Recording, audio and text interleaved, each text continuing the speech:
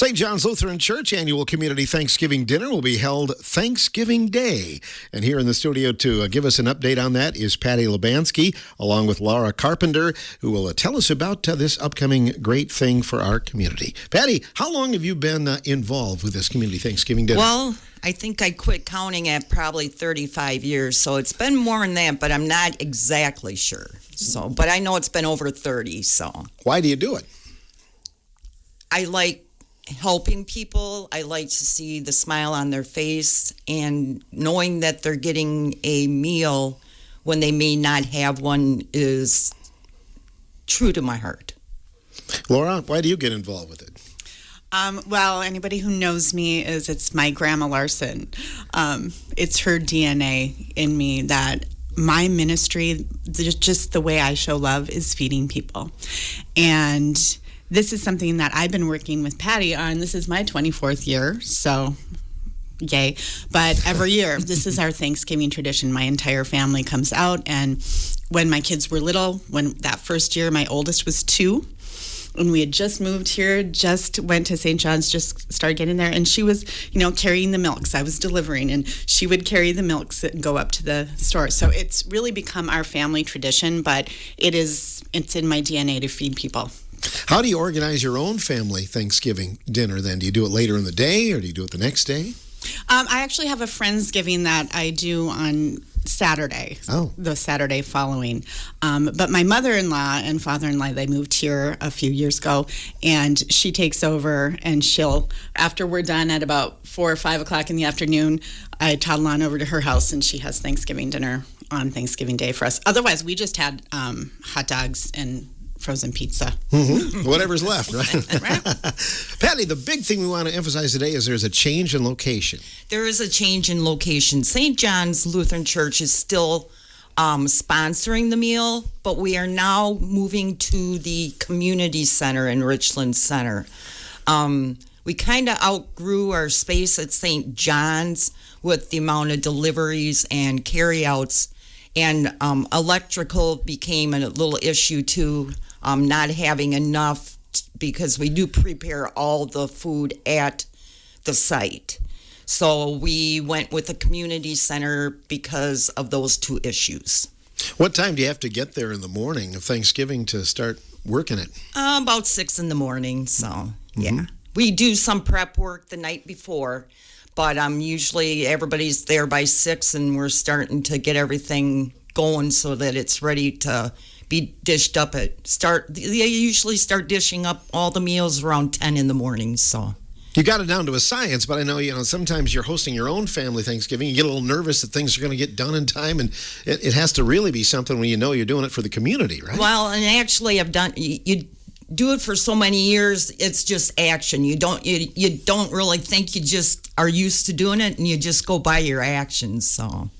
How can people register? I know there's still time to get a meal, right? There is still time to get a meal. They can call St. John's Lutheran Church at 647-3000, and we need the request by Wednesday at noon. And just call the church. If you get the answering machine, leave your name, your number, and how many meals, and somebody will pick up the call and return and verify to make sure they have the right information. So that is for dine-in, if you're going to dine in or you're going to carry out? We are not dining in. We haven't had dine-in for a few years, so it's for either if you want a carry out or a delivery, and we deliver within a 2-mile radius of Richland Center. My next question is volunteers. Do you need more volunteers? Oh, we always take volunteers. More hands, the better. It goes faster, and everybody doesn't have to work quite so hard. Everybody works hard, but the more hands kind of makes it a little bit even. So, Laura, I'm sure no one really stands around too much. It sounds like it's a full deal. No, it is a full deal. We are on our feet. Many of our volunteers are longtime volunteers that come every year and sometimes have their roles. But also on the day of, it is amazing to see.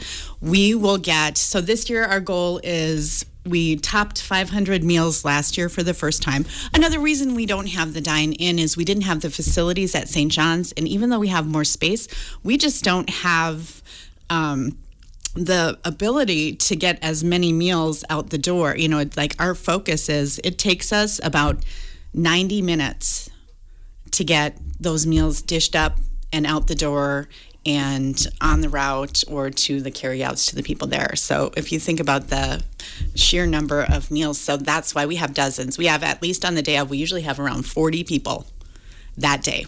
That is crazy. I know that you're involved with the meal kits, too. Can you tell us about that, Laura? Yes. So this year is the first year we're trying this, so be patient with us. But we are going to have a pop-up food pantry on site where we are just going to do, it's a meal kit where you get shelf-stable ingredients in a bag with a little recipe card that will feed 4 people. Okay, so if you come on the day, this year we're working on ideas to extend that feeding people beyond just this one day and this one meal. So if anybody comes in and they are food insecure, we're hoping to have, I don't know how many, we'll see. Canned good drops off. I have a list out there on Facebook. It's been shared. If you want to drop off and donate to that ministry, please, we will be taking donations of canned goods on Wednesday we'll be there at 8 a.m. and they're all day, but between 8 a.m. and noon, and then afternoon we're going to put the kits together. But anybody who just needs another meal and you just have to have the ability to heat it up, open up the cans and put everything together and heat it up on either a stove or in a crock pot. So it's super simple. Anybody can follow. You don't have to have, fancy equipment or anything like that. But that's something that we want to do. And so it's just a pop-up food pantry. We'll see how it goes. And the drop-off on Wednesday is where? At the community center. At the community center. At the community center for that. People can do that. I know that donations are welcome, and I'm thinking about all of these meals that you take out. How do you get the money for all of the takeout containers and things like that, Patty? We do take free will donation. There's no set price. It's free will, whatever you want to get. And then we use the profits to put in our fund for the next year to purchase the food or whatever. And then as it goes, this year we gave to the food pantry and to Passages. So we do give some of the donations back to the community through the food pantry or like Passages or whichever needs the funds. You've given back to the community for a long, long time, haven't you? Yes. Yeah. That's what this was all set up to be, not only to give people a meal, but also to give back to the community. So it's a full-fledged Thanksgiving meal then, right? All the trimmings? It is, yep. All the fixings, everything that you'd have in a Thanksgiving dinner, so. That's awesome. Yeah. Anything else you want to add today, Laura, about your part of it or anything going on this weekend?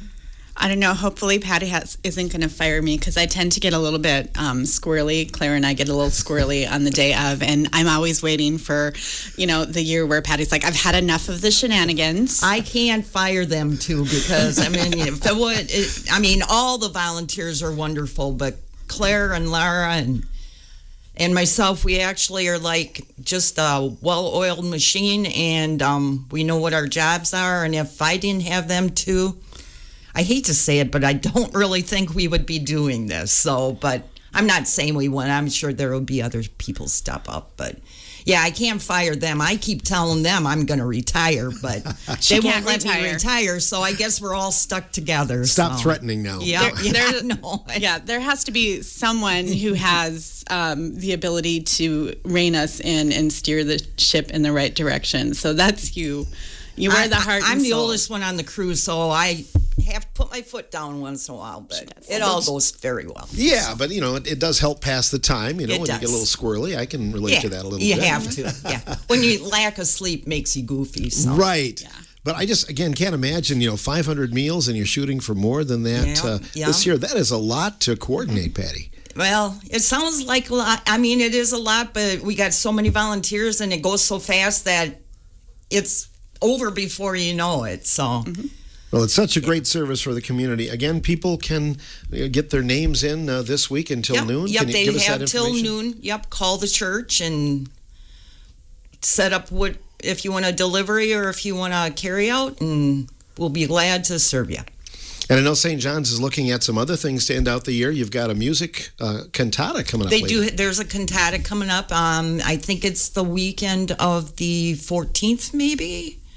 Yeah, the 14th and 15th. I'm not exactly sure, but it's that Saturday. It's usually a Saturday evening and a Sunday morning at 9. So yeah, listen for some more details on that. I Yeah. believe they're going to stop by the morning show in the coming days. So good. Well, we'll let you get out, get some rest, right? Get ready for that early alarm on Thursday morning. Yep, exactly. Thanks for what you do. Okay, thank you guys too. you. You bet. Good luck to you.